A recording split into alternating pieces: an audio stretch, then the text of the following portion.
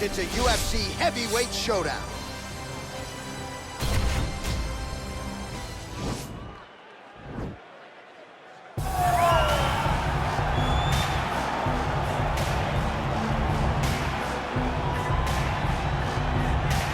All right, so here he is, one of the better offensive takedown guys we have in the UFC, DC. And if anyone is well equipped to speak to this, it is you. The opponent knows what's coming. At least to this point in the UFC, no one's been able to stop. He just has to keep him away, because the moment this guy gets close enough to either grab a leg or make body contact, now you're in trouble.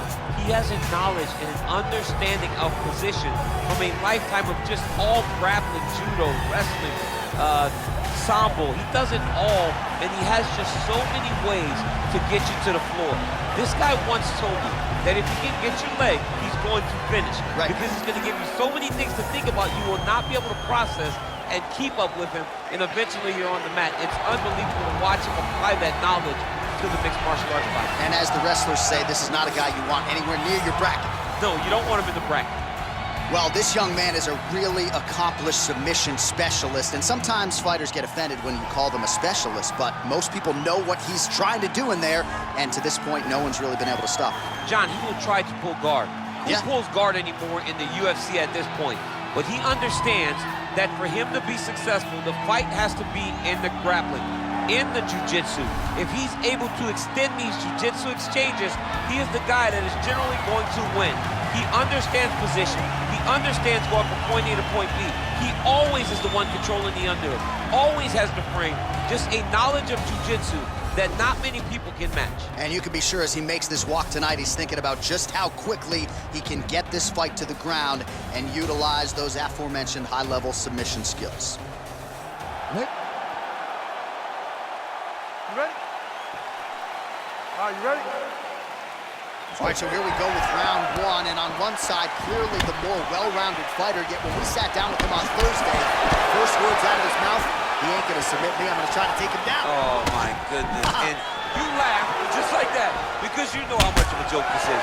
You wanna avoid the grappling with this guy at all costs. I know he has bravado, I know he has a big ego, but it would benefit him to fight this fight and make it as easy as possible.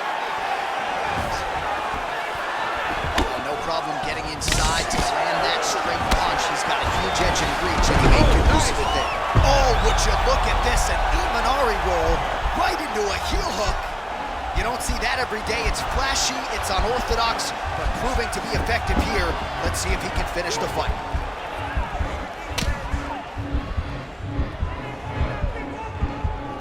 He might get a finish here. Stays in the fight. Now it's his mount.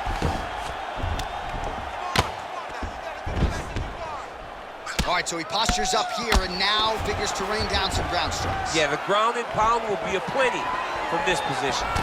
Left hand punch for the clinch. Big punch for the clinch. Oh, he slipped well there to avoid the left hand coming back. He finally gets the takedown now. So what do they say? Try again. If at first you don't succeed, you try again. And this guy is the poster boy for that saying, because he shot many takedown attempts and he finally has secured one. All right, bottom fighter here, maybe looking to hip escape, DC. Posturing up now. And now the damage is about to start. Man, this is some serious ground and pound. He's trying to put this dude's head like through the canvas. He's one of the better ground and pound fighters we have in the entire UFC, and you're seeing why. Oh, now trying to isolate an arm, DC. He needs to move his hips back to cover. He cannot allow him on that angle. An attacking armbar. You gotta recognize that when a guy starts to put his feet on your hips, you gotta move him off, and you gotta cover. You can't be off to an angle. This might just be a matter of time.